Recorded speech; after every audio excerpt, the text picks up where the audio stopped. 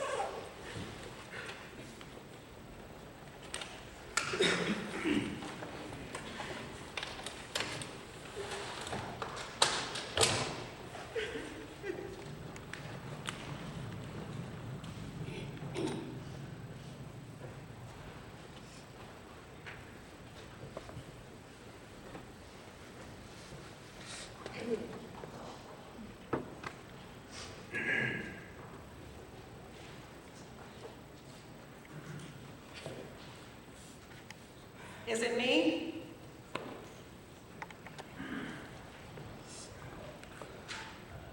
Is it me?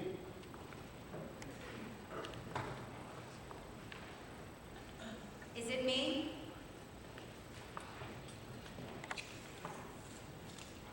Is it me? Is it me?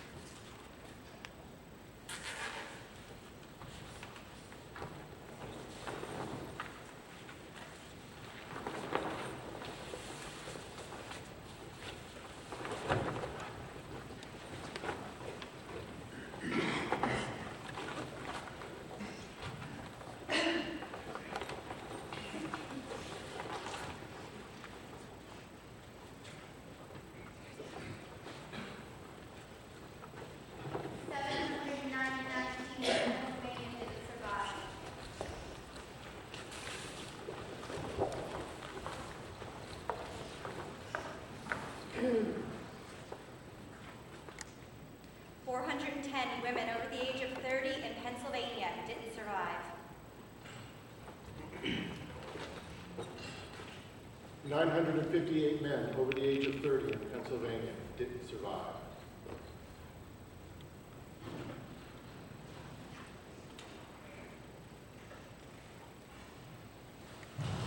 Will you or someone you know be next? I would like to start by saying good evening, but somehow that doesn't seem appropriate after what we have seen so far. What can be good about gloom and doom, unless it can be turned into something good? So think about what you just saw. Where do you fit in? Or more importantly, where will you fit in if things continue as they are now?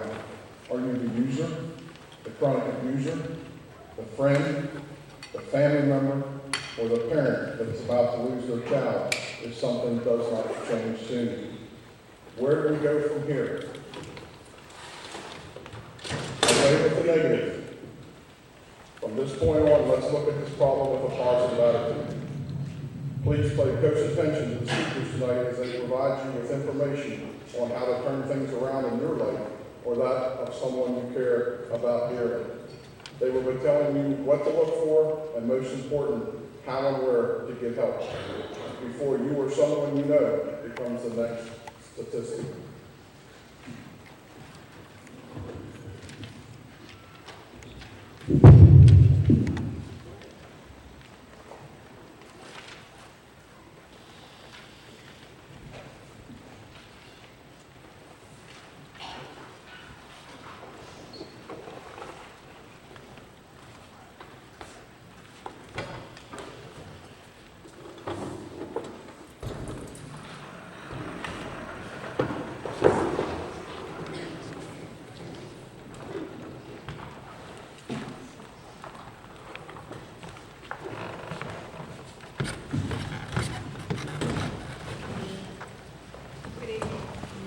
While we set up, I have a few announcements. First, welcome and thank you for coming today. That weather did not keep you in. Also, a little housekeeping. First, we have a green truck with the license plate JJB 0761 has their lights on in the Capitol parking lot. It's a green truck, license plate JJB 0761 has their lights on. I first want to remind you that the emergency exits are on the sides. They are open to be used as emergencies. When we exit the program, they are asking to please use the exit in the back. We are hoping that this program educates you and answers some questions that you may have with the experts on hand. And I would also like to take a moment to thank the public officials, Jeremy Shoemaker, who is attending on behalf of Senator Alloway, Representative Kaufman, Tom Mitten, who is the Governor's Office of Homeland Security Director, Bob Thomas, County Commissioner, Dane Anthony, County Sheriff, Shelley Layton with the FBI, and TJ with the FBI. I would also like to thank the Capitol Theater for providing a venue for this evening and the Capitol Theater League for their partnership with the skits right now. Finally, thank you to Jeff Connor, the Franklin County Coroner, who was a major player in setting this up. So thank you very much. So without further ado, I would like to introduce Secretary Tennis.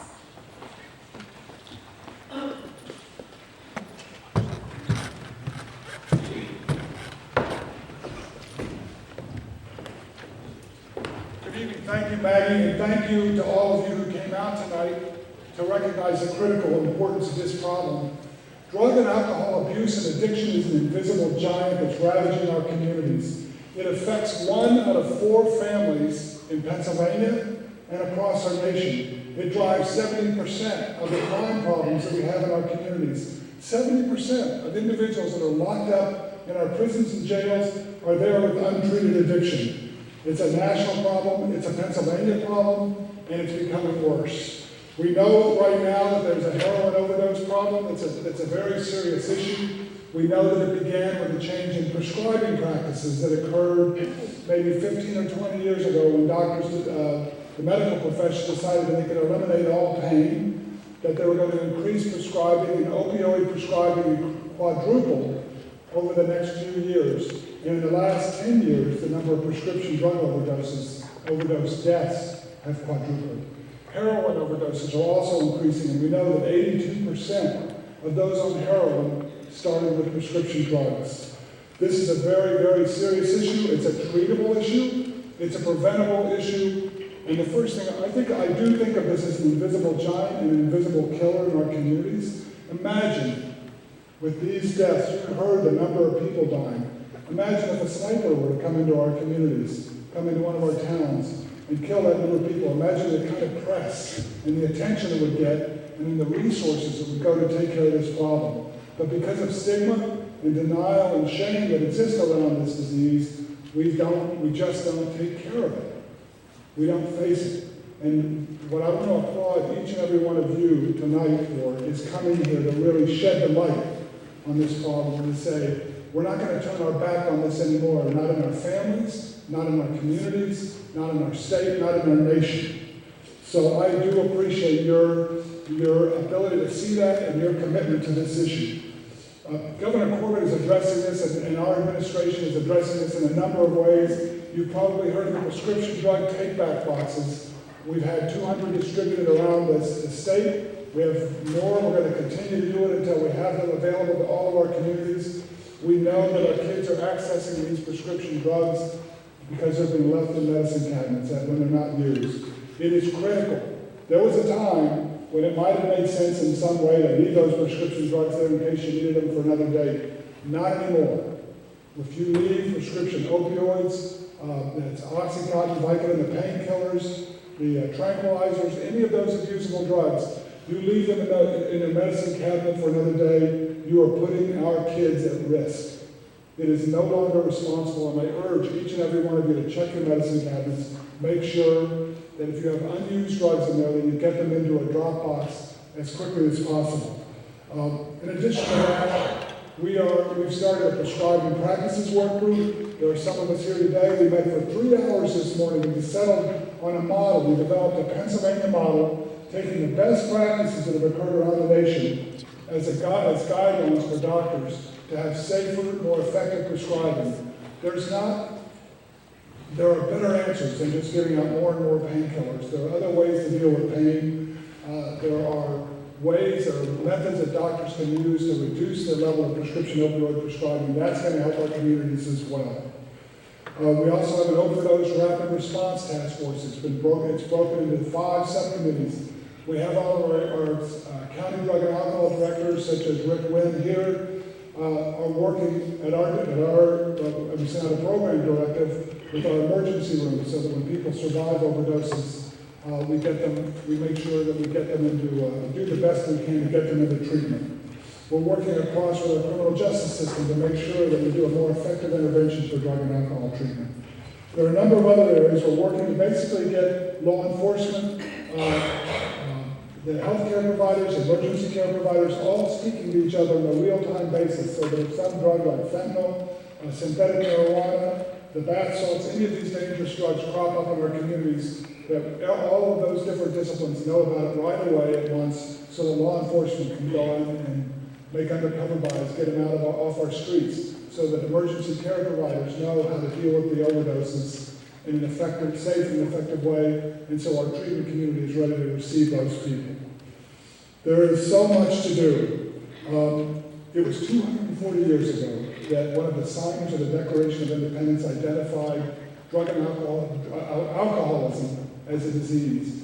We've been trying to punish our way out of the problem for hundreds and hundreds and hundreds of years, and as you saw in these very powerful presentations tonight, you cannot arrest your way out of the problem.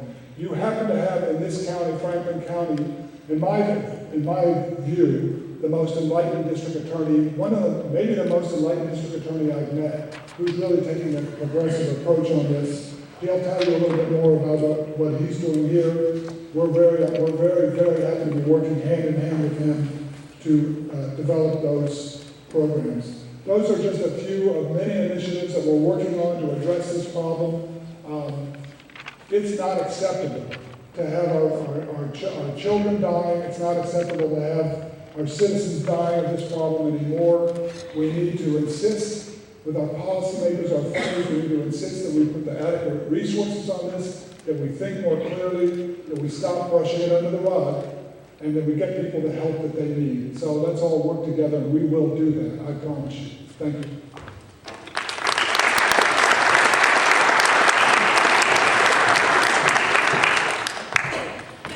Our next presenter on gateway drugs is Chief Arnold with the Chambersburg Police Department. I also have a correction. The Theater League is the Chambersburg Community Theater, and they are going to be putting on Peter Pan with a live Peter Pan that will be playing in the theater for the first time. So that's my, I'm sorry, and I got everything right now. Am I good? Okay, thank you.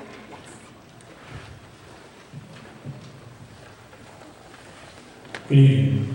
I feel like I'm in a lineup. I want to thank you for coming tonight to learn about drug overdose and how, as a community, we can continue to educate people on this subject and hopefully save lives by changing negative behaviors. I'll be discussing briefly gateway drugs. And the three I'm going to talk about is marijuana,